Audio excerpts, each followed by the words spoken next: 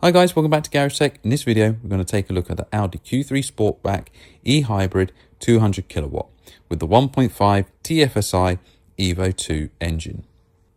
With 200 kilowatts and state-of-the-art engine plug-in hybrid technology, the Audi Q3 as an e-hybrid is more powerful and efficient than ever before.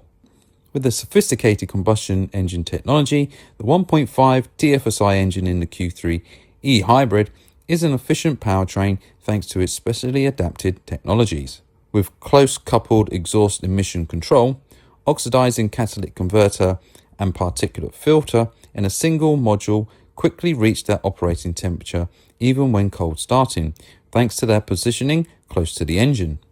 With the VTG technology, that's variable turbine geometry, the engine can now spool up and produce torque at even low RPM. If you want to know more about VTG turbos, please check out my links on previous videos. The engine also has a plasma coated cylinder walls.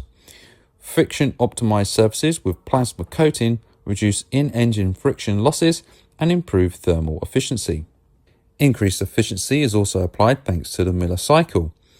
Early intake valve closing enables a compression ratio of 11.5 to 1 and therefore improving the efficiency. It also has optimized piston cooling with ring channel. So cooling nozzles below the piston spray oil into the opening of the piston cooling channel and ensures efficient cooling.